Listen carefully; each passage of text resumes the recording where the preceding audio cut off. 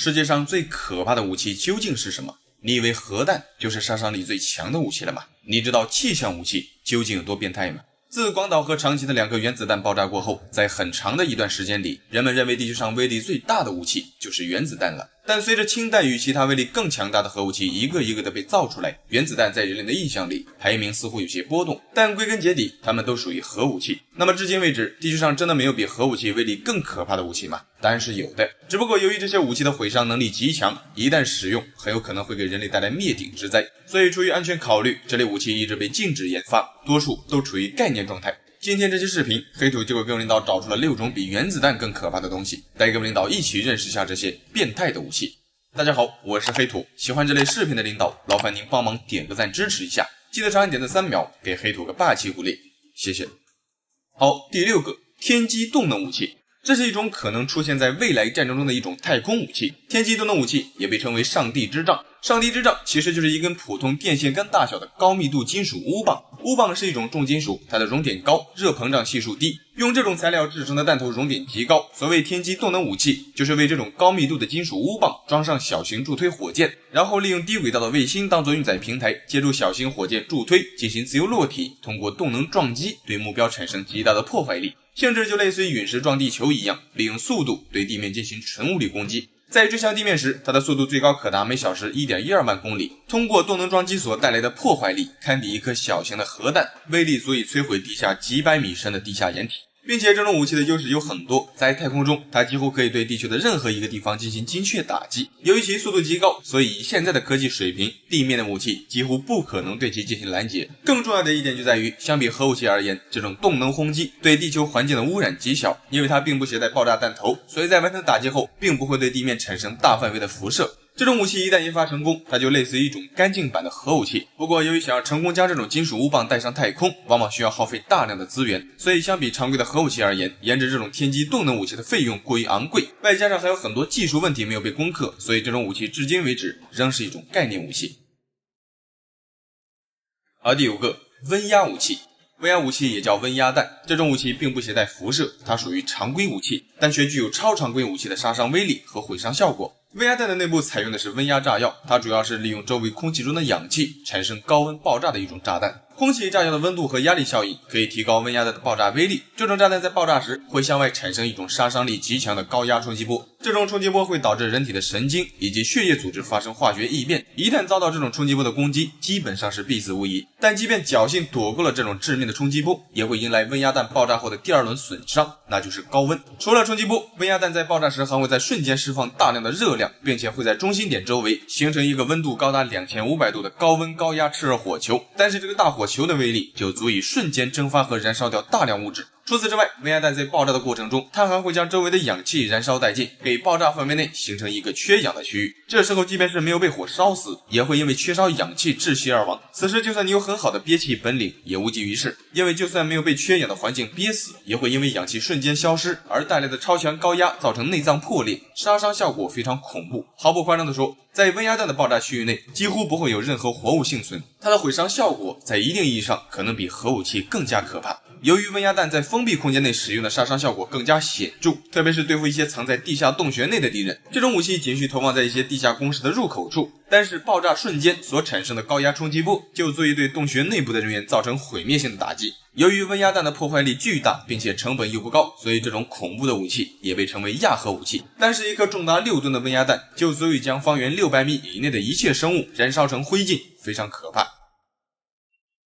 第4个，气象武器。人工降雨这个字眼，相信很多领导都非常熟悉。人为的干预天气，貌似并不是一件特别稀奇的事情。但除了人工降雨，你听说过人造地震吗？你可能很难相信，以目前的科技手段，人类不仅可以控制降雨，就连地震、海啸、冰雹、山洪以及干旱、雷电，甚至龙卷风等等极端天气都可以人为制造。其实早在第2次世界大战期间，人工造物掩护部队渡河的技术就已经被使用了。1966年，美国就曾利用人工降雨的手段对老挝实施了长达7年的人工降雨，主要目的就是为了破坏当地的交通，给敌人的物资运输和人员调动造成困难。这次过后，到了20世纪70年代，气象武器就被广泛运用于各种军事目的。气象武器也被称为气象战，主要就是通过人为的手段给敌人制造气象灾难。它的制造过程主要就是通过控制平流层气流以及气压来产生对气候的影响。人工降雨可以往积雨云中发射含有酸性的物质，使得雨水呈酸性，用来腐蚀地方的物资以及装备。除此之外，还可以利用人工增雨形成暴雨，给敌人带来洪水泛滥，伤人毁物。再有就是人造地震，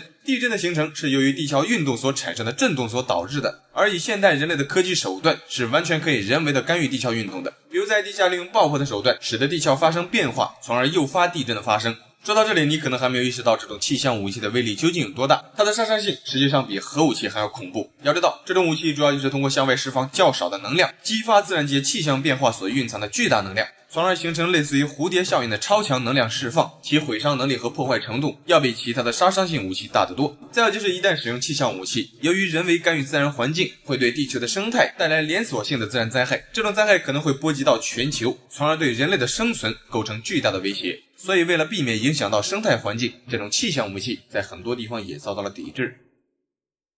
第三个，基因武器，这是一种极其恶毒的 DNA 武器。所谓基因武器，主要是指利用基因工程技术研制出的一种生物战剂。这种生物战剂可以对某种特定人群的基因进行基因重组，比如在一些致病细菌或者病毒中接入能对抗普通疫苗或药物的基因，在一些本来不会致病的微生物体内接入可以致病的基因，从而导致特定人群产生致病作用。简单点说，也就是这种生物战剂可以只对拥有某些基因或者特征的人有效，比如只针对拥有红色头发的人群，或只杀死身高较矮的人群，又或者其他拥有蓝色眼睛或黑色眼睛的人群。敌我的分辨能力很强，毫不夸张地说，这种武器可以达到灭绝种族的效果。这种武器其实与生物武器一样，都是通过携带毒素的生物战剂攻击人体，从而消灭敌方的有生力量。基因武器的使用具有很高的技术难度，在研制这种武器之前，需要先对目标生物的基因信息进行深入的研究和分析，然后根据分析的结果制造出特定的生物战剂。也就是说，想要研制出这种基因武器，必须要得到目标人群的生物样本。正是因此，在世界上很多地方，人类生物样本资料都被禁止出口，主要目的就是为了保护自己的种族不受基因武器的威胁。这种武器的投放方式多种多样，它可以利用飞机将带有致病基因的微生物从空中投下，也可以利用人工悄悄地投入河流、城市以及一些人群较多的地方，让病毒自然扩散繁殖。在战术上，这种武器的隐蔽性极强，通常在投放时都是秘密进行的，让人防不胜防，非常危险。由于这种武器可能对种群结构和生态环境造成极大的影响，因此在国际上，这类武器一直被禁止研发、制造和储存。第二个，反物质武器，这是一种拥有巨大杀伤力的武器，它的威力要比核武器大得多得多。仅需1克反物质就可以向外产生约180万亿焦耳的能量，这相当于 4.3 万吨的天梯炸药。爆炸所释放出来的能量相当于投在广岛原子弹的3倍，10克反物质的威力就相当于30颗原子弹的威力。那么问题来了，反物质究竟是什么东西？其实反物质就是正常物质的反状态，当正反物质相遇时，双方就会相互湮灭抵消，而在抵消的时候，正反物质会将将近100%的质量转化成能量向外释放，从而发生爆炸，形成高能的伽马射线。这种能量的威力听起来可能并没有多恐怖，但是一对比你就知道它有多可怕了。要知道，利用核聚变反应的氢弹仅有 7% 到 10% 的质能转换，而这种反物质的质能转换率则高达 100%。显而易见，这种反物质武器的威力绝对足够巨大。这种武器一旦被研制出来并且爆炸，极有可能会给人类带来灭顶之灾。不过不用害怕，因为这种武器几乎很难被研制出来，现在只存在于假想中，主要原因就是技术问题。因为想要制造出这种反物质，需要昂贵且庞大的粒子加速器，并且需要投入相当于一座大城市的总用电量的能量，才能制造出极少数的反物质。估计每 0.1 微克的反物质就需要耗费大约60亿美元，即便是用目前世界上最大的粒子加速器，也需要大约40亿年的时间才能生产出1克反物质。到时候即便是生产出来了，这种物质也极难保存，因为反物质会和普通的物质相湮灭，几乎很难找到可以储存这种物质的容器。所以以目前的科技水平，人类可能还无法研制出这种可怕的武器。好，第一个，古弹。古弹其实也属于核武器，只不过它的威力与破坏力要远胜于常规的核武器。至今为止，古弹与以上的那些武器一样，也是一种只存在于假想中的武器，但是不同之处就在于人类完全有能力将这种古弹制造出来，但是由于古弹的威力与破坏力足以威胁到整个人类的生存，所以出于安全考虑，人类轻易是不敢制造出这种能够毁灭世界的武器的。骨弹其实就是在第3代核武器中子弹的外边包裹上一层钴酒，从而增强更大的威力以及辐射的一种低当量小型氢弹。我们都知道，氢弹是在原子弹的基础上外面包裹上一层热核材料，由裂变反应放出热量，导致聚变反应，从而释放出更多的能量。而3相弹则是在氢弹的外边再包裹上一层贫铀材料，让其裂变聚变再裂变，从而再次突破爆炸的威力。而这种骨弹就是在中子弹的外边包裹上钴酒这种材料，形成一种杀伤效果极大的核武器。实际上它仍属于核武器，只不过威力要远超绝大多数的核武器。这种钴酒本身并没有放射性，但是当中子弹爆炸时发出的中子打在这种钴酒身上，就会将钴酒转化成放射性同位素钴60，然后以尘埃的形式落回到地面，从而对地球形成污染。钴60是一种高能伽马射线源，它具有长期的放射性危害，辐射极强。仅仅3克的钴60所产生的辐射就需要半吨铅才能将其屏蔽，而制造一颗钴弹通常需要数以吨计的钴。由此可见，它所造成的放射性污染要比3相弹还要严重得多，并且这种元素的半衰期长达 5.27 年，一旦释放到地球表面，它所带来的辐射将会持续几十年甚至几百年而不会消散。除此之外，这种钴60在衰变成为镍60时，还会向外释放高度穿透力的伽马射线，这种射线能够破坏生物的 DNA， 对细胞有很大的杀伤力。人体一旦被这种射线照到，就会导致体内细胞组织遭到破坏，从而死亡。当这种钴弹在平流层被引爆时，它所产生的伽马射线会弥漫到整个地球大气层，从而照射在所有暴露在地面的生物身上，对其产生非常致命的损伤。毫不夸张地说，它几乎可以杀死地球上绝大多数的生命，从而使地球变成一个死气沉沉的星球，非常危险。好了，这期视频就到这里了，觉得还不错的领导记得帮黑兔点个赞，谢谢。你见过比摩天大楼还要高的树吗？你知道在地球上存活了上千年的树有多大吗？在没有看到这些巨树之前，相信大多数人都认为地球上现存最大的生物就是蓝鲸了。其实确切点说，蓝鲸只能算是生物界现存最大的动物，还算不上是世界上现存最大的生物。最大的生物个体其实多数都是一些参天大树，这些大树由于生长在人烟稀少的深山老林里，所以长期以来一直没有遭到人类的破坏，才能够完好无损的存活至今。其中有一些大树的高度甚至都已经长到了50多层楼房那么高。今天这期视频，黑土就给各位领导找出来世界上最大的9种树，带各位领导一起认识一下生物界真正的巨无霸。大家好，我是黑土，喜欢这类视频的领导，劳烦您帮忙点个赞支持一下，记得长按点赞3秒，给黑土个霸气鼓励，谢谢。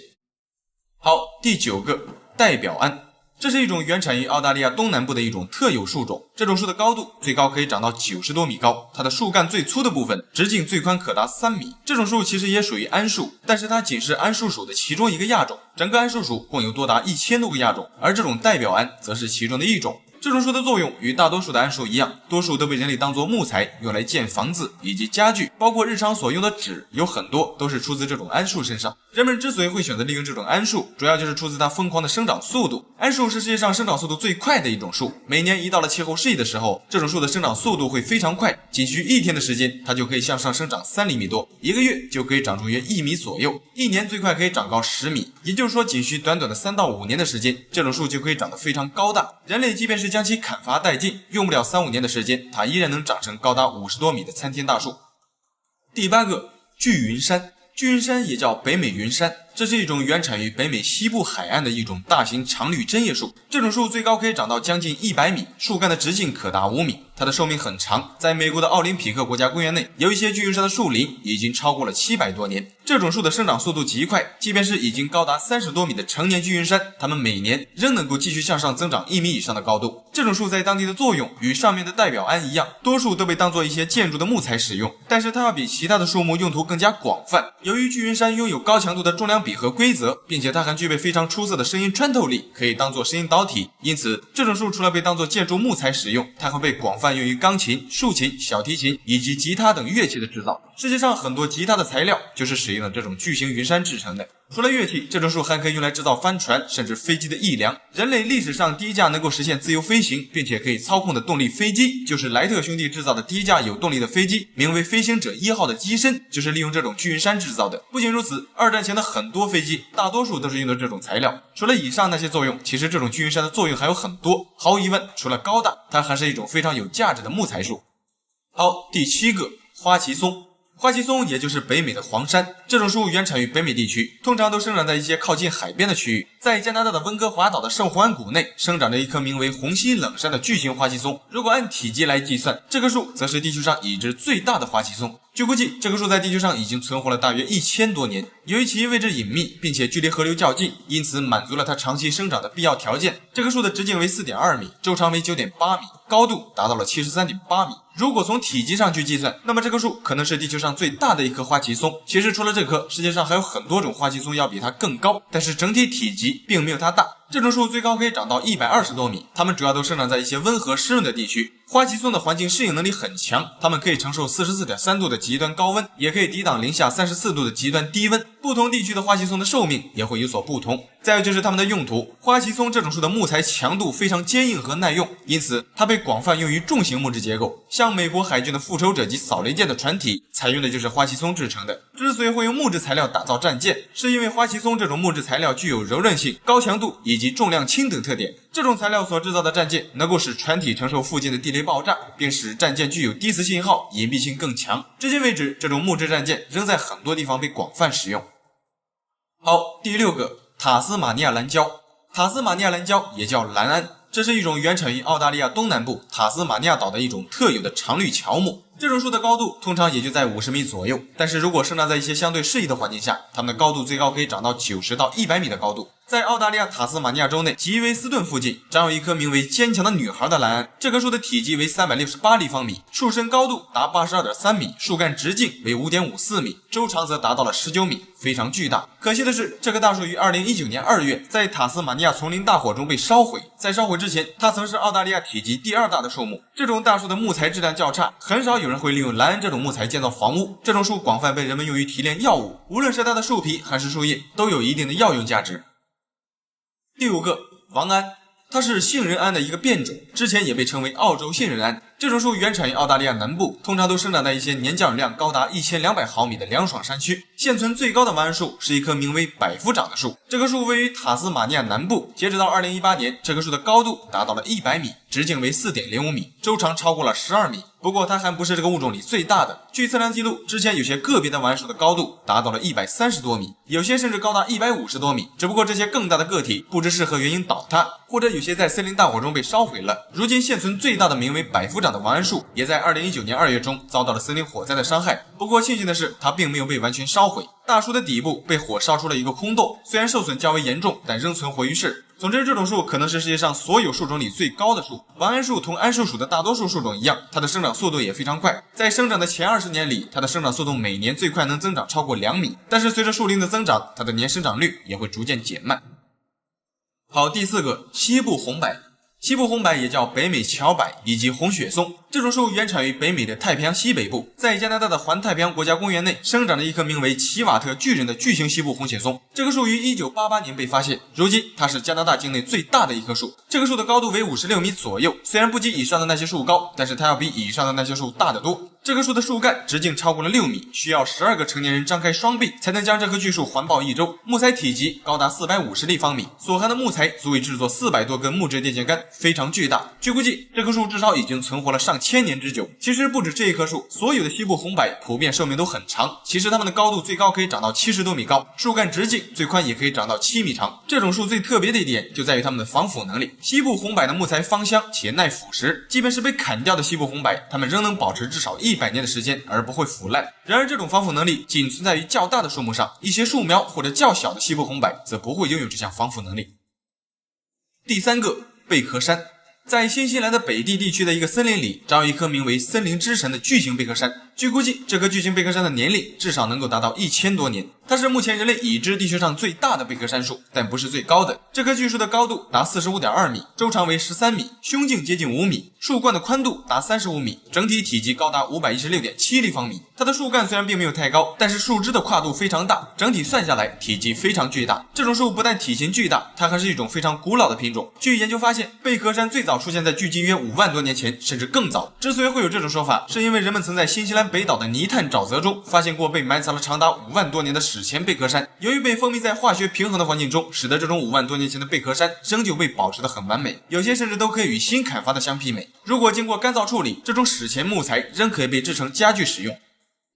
第二个，海岸红杉。海岸红杉也叫北美红杉，这种树原产于美国加利福尼亚州海岸，通常都生长在气候相对湿润的环境下。这种树的高度最高可达115米以上，直径最长接近9米，但是树皮的厚度就可以达到25厘米以上。在美国的红木国家公园内就长有一棵名为格勒根断层的巨型海岸红杉，这棵树的高度达到了95米，整体体积高达1194立方米，树干的直径为8.34米，周长则达到了惊人的26米，至少需要15个成年人手拉手才能将其环抱一周。这种树与贝壳杉一样，抗腐烂能力也很强。人类已知寿命最长的一棵海岸红杉的寿命估计已经达到了惊人的2200多年，也就是说有些巨型海岸红杉可能从汉朝开始就已经生长在这里了。它们之所以能在地球上生存这么多年，主要也是出自自身强悍的抗损伤能力。在它的原产地，这种树一般很少会遭到病虫的损害，树木自身已经发展出各种适应性，比如它的树皮不但厚实，并且非常耐火。一些小型的森林火灾通常并不会给海岸红杉带来太大的伤害，主要原因就是这种树的身上几乎不含易燃的沥青或者树脂，在一定程度上可以抵挡大火的焚烧。即便一些树枝或者某些部位被烧毁，它也能够很容易的长出新的树枝，甚至一整棵海岸红杉都被烧毁，新的树芽也会从它的根部重新发芽生长。其实在一定程度上，火灾实际上有利于这种大树的生长。之所以这样说，是因为火灾会导致海岸红杉周围的其他植物大量死亡，而这种树自身具备一定的抗火能力，等大火过后，其他植物被烧毁，海岸红杉的周围就会少很多与自己争夺养分的竞争植物，也就是说，火灾的范围越大，对海岸红杉来说越利于自身的生长。好，第一个，巨杉。世界上最大的一棵树生长在美国加利福尼亚州的红杉国家公园内，这棵树名为谢尔曼将军树，它通常被认为是世界上最大的生物。谢尔曼将军树的高度达83.8米，底部最大直径达11.1米。早在2002年，它的体积就已经达到了1487立方米，周长则达到了31米，整体重量估计高达2800多吨，大约需要20个成年人手拉手才能环抱住这个巨树。据估计，如果用这棵树打造一个大木箱，那么这个大木箱大到足以装进一艘万吨级的远洋轮船，如果用来建造房屋，至少可以打造40栋全木质大别墅，非常巨大。据推测，这棵巨树的年龄可能已经超过了3500多年，而在3500年前，我们可能还处于新石器时代，而这棵名为谢尔曼将军的巨杉树很有可能在那时期就已经生长在这里了。这种树的历史可以追溯到大约1.5亿年前的侏罗纪时期，巨杉曾是侏罗纪时期的代表性植物。很久之前，这种树曾遍布北半球，后来地球历经过冰川时期后，大片的巨杉被灭种，只有美国加利福尼亚州的一小片地方保留下来了少量的幸存者，因此这种巨杉十分稀有。好了，这期视频就到这里了，觉得还不错的领导记得帮黑土点个赞，谢谢。你知道世界上战斗力最强的狗是谁吗？你以为藏獒在犬界真的能名列前茅吗？在大多数人的印象里，一提起战斗力最强的猛犬，多数人第一时间可能会想到比特犬。确实，这个品种的战斗力足够强悍，但是除了比特犬，其实还有很多种大型猛犬的战斗力也非常恐怖，有些猛犬的实力甚至都可以与凶猛的野兽相抗衡。今天这期视频，黑土给各位领导找出了世界上战斗力最强的8种猛犬，带各位领导一起了解一下这些凶猛的恶犬。大家好，我是黑土，喜欢这类视频的领导，劳烦您帮忙点个赞支持一下，记得长按点赞3秒，给黑土个霸气鼓励，谢谢。好，位列第8位的就是阿根廷杜高。杜高犬是阿根廷的一种大型獒犬，这种犬的肩高接近70厘米，体重可达90斤以上，咬合力更是高达400多斤。这个家伙浑身充满肌肉，看上去给人的压迫感极强，它的性情就犹如它的外表一样，相当凶猛。这种狗最初是人类为了狩猎野生动物才特意培育的一种狩猎犬。很久之前，在南美洲的一些农村地区，人类经常会遭到野猪和美洲狮的骚扰，当地人为了减少农业损失，便特意利用各种烈性猛犬相结合，才培育出的一种新品种。杜高犬的基因里包含了有西班牙斗犬、西班牙獒犬和世界上体型最大的大丹犬，以及凶狠好斗的斗牛犬和全狮犬。如果仔细观察的话，你会发现杜高犬与以上的那些犬都有一些相似之处，这几种犬无论是哪一种都是相当凶猛的，而杜高犬则结合了以上那些猛犬的各种优势，特别是耐力。杜高犬的耐力极强，这一点也让它成为了当地的一些竞技比赛中最受欢迎的品种。耐力强就代表可以持续的战斗，体力好的猛犬往往都会占据上风。第7个，巴西飞勒。飞勒犬与杜高犬一样，在很久之前都是一种狩猎犬，只不过不同的是，杜高犬针对的是野生动物，而飞勒犬针对的则是人类。这之所以这样说，是因为在18世纪时，巴西还盛行奴隶制的时候，一些农场主为了以防黑奴逃跑，就会饲养很多菲勒犬，用来看守黑奴。不仅如此，有时候即便是跑掉的黑奴，这种菲勒犬也可以利用自身超强的追踪能力，依靠气味找到并且能够完好无损的将逃跑的黑奴抓回去。在黑奴的眼里，菲勒犬就像是一个监狱看守一样，在监视着他们的一举一动，非常吓人。这种狗的体型很大，它的身高通常都在75厘米以上，体重普遍也都在100斤以上。仅从外表就能看出这个家伙十分强壮有力，它可以轻易地扑倒一个成年人类。由于其体型巨大，并且拥有极强的攻击性，所以目前在世界上很多国家，这种狗都被列到禁养名单中。之所以这样做，并不是因为巴西菲勒不够忠诚，反而是因为它太过忠诚。这种狗的性情生性凶猛，攻击性极强，对待主人以及家人也极其忠诚。但是除了主人一家以外，一切靠近它身边的人或动物都有可能遭到它的攻击，非常可怕。第6个，南非獒犬。南非獒犬也就是非洲的獒犬，在距今约100多年前，这种狗曾经是一种与野生狮子周旋的一种大型护卫犬。注意，是周旋，它并没有能力干掉狮子，主要作用就是人类为了防备狮子以及非洲大陆的一些野生动物的侵袭而饲养的一种守卫犬。一只优秀的守卫犬必须具备勇猛的性格，这种狗胆子很大，并且非常凶猛，饲养能力也极强。南非獒犬的身高可达63厘米以上，体重最重可达160斤。这个物种虽然看上去笨重，但实际上它们奔跑起来非常灵活。南非獒犬同其他的一些大型猛犬一样，在世界上的很多国家都被禁止饲养，有些地方甚至直接将这种狗定义为一种极其危险的品种。它的危险之处其实也就是它的出色之处。南非獒犬具备很强的保护本能，它们会时刻守护以及保卫主人的安全。最突出的一点就在于它们极强的攻击性，这个家伙几乎很少会在战斗中退缩，无论对方的实力有多强大，南非獒犬也敢于对其发起攻击。至今为止，在世界上的某些地方，这种狗仍被当作斗犬饲养。第5个，库达犬。这是一种原产于巴基斯坦的一种大型猛犬，这种狗凶猛异常，身上具备非常强烈的攻击欲望。由于其生性凶狠好斗，所以在当地人们称这种犬为恶霸库达犬。这种狗的体型很大，一只成年的雄性库达犬的肩高最高可达1米以上，体重可达120斤以上。这种狗身材高大，肌肉发达，面部表情凶猛且犀利，看上去给人的压迫感极强。由于其凶猛好斗的性格，在当地几乎不会有人将这个大家伙当作家庭宠物饲养。因为库达犬除了凶狠好斗，它还非常不容易被驯服，主要就是因为这种狗是由多种烈性猛犬杂交而成，体内几乎绝大多数都是烈性猛犬的血统，攻击性极强。平常人家如果饲养这样一只恶犬，可能时不时的就要向外支付巨额的医药费，所以在当地养这种狗的人，多数都是利用库达犬去参加各种竞技比赛的。对于家养狗来说，库达犬似乎并不出色，但如果作为斗犬，库达犬在印度和巴基斯坦这些地区都是一种非常优秀的猛犬。好，第4个，卡斯罗犬。这种狗属于一种狗狠话不多的品种。卡斯罗犬虽然在体型上并没有纽波利顿犬大，但是它的灵活程度与凶猛程度要远胜于纽波利顿犬。卡斯罗犬的肩高可达70厘米，体重可达100斤以上。它长有一个巨大的头部，嘴部和头盖骨的牙齿是水平咬合的，一口下去，它可以施加高达500多斤的咬合力。要知道，这个家伙的祖先曾经是在古罗马决斗场上与狮子和老虎，甚至熊这种大型野兽厮杀的。古罗马人甚至还利用它们去狩猎野生狮子，以及参加战斗。由此可见，卡斯罗这种猛犬的实力绝对足够强悍。之所以说这种猛犬狗狠话不多，是因为这个家伙一般情况下并不喜欢吼叫，看上去总是非常高冷。遇见其他的犬种，卡斯罗犬一般也不会主动对其发起攻击，对待陌生人类通常也不像其他的烈性犬那样吼叫，不过它也不会像一些宠物狗那样热情去讨好人类。总之，大部分时间里，卡斯罗犬都是一副非常高冷的状态。不过它们一旦被激怒或者做好攻击的准备时，那家伙绝对是相当恐怖的，因为卡斯罗一旦发起攻击，便是血战到底，不死不休，直到将对方彻底击败或者咬死才肯罢休，非常凶猛。第3个，土佐犬。这是一种原产于日本的一种大型竞技型斗犬，出于其凶猛好斗的性格，在日本这种狗被誉为东方斗犬之王。土佐犬的体型差异很大，日本本土的土佐犬的体重通常也就在120斤左右，而非日本本土的土佐犬的体重最重可达180斤，肩高可达82厘米。也就是说，在日本境内的土佐体型较小，而非日本境内的体型都偏大。这种狗的性情非常古怪，它们很少会像大多数的狗那样吼叫，绝大多数的时间里，它们都非常安静，几乎不会吼叫。这种习惯会使很多人对这种狗放下戒备的心理，觉得它并没有什么攻击性。但实际上，这种狗非常危险，它们在咬人或者对其他动物发起攻击的时候，都是毫无征兆的。土佐犬从来不会通过吼叫去恐吓对方，而是选择趁对方毫无防备的时候，猛地对其发起袭击，非常可怕。再有就是这种狗在训练的时候，是绝对不能大声的呵斥它，甚至去打打它。越是通过暴力的手段去对付它，它就越会对主人加深仇恨。所以在训练这种狗的时候，需要温和的语气和方式。简单点说，就是你怎么对待它，它就会怎么对待你，性情相当古怪。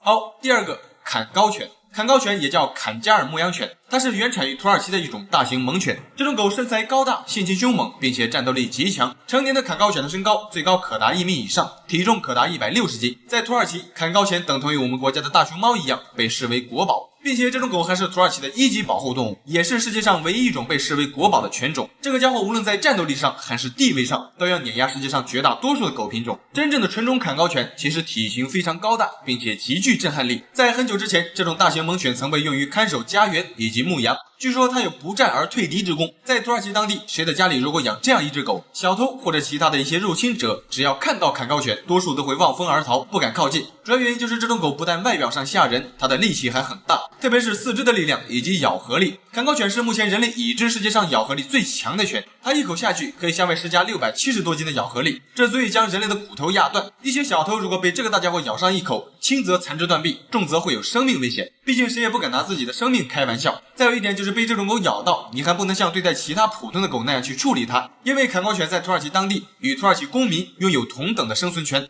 再有，这个物种之所以会拥有这么高的地位，主要也是靠自身非常强悍的打斗能力和出色的护卫能力。其实早在14世纪时，这种犬在当地就被当作军队的专用犬种，并且还作为军队的主力之一，跟随队伍南征北战，从事各种任务。他们的祖先大多数都是从战火中存活下来的。要知道，在冷兵器时代，上了战场的狗那是要置对方于死地的，凶猛程度可想而知。如今随着冷兵器时代的逐渐退场，这种凶猛的坎高犬则一直被用于从事各种竞技类比赛。虽然这项运动在世界上很多地方都遭到抵制，但是坎高犬身上那强悍凶猛的战斗力，如果只用它来看家护院的话，那在很多人看来属于是大材小用了。现如今，随着岁月的流失，很多纯种的坎高犬都散落在民间，与其他品种的狗进行杂交，慢慢的导致世界上几乎已经没有纯种的坎高犬了。现在能看到的大多数都属于杂交品种。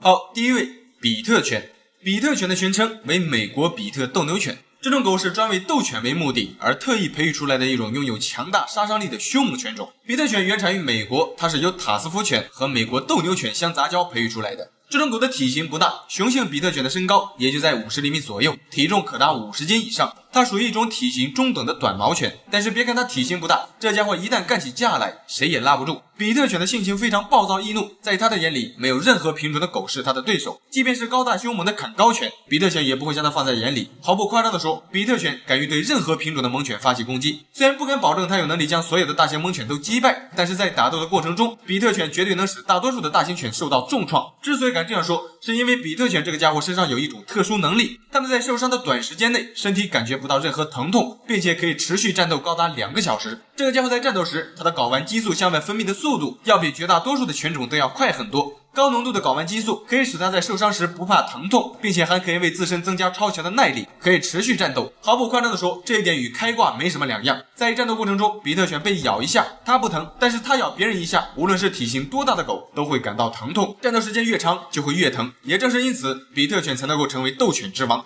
对了，再有一点就是这个家伙并不是永远都不会疼，它只有在战斗时睾丸激素分泌速度快的时候不怕疼痛，等战斗过后激素水平下降之后，它也会感到疼痛。好了，这期视频就到这里了，觉得还不错的领导记得帮黑头点个赞，谢谢。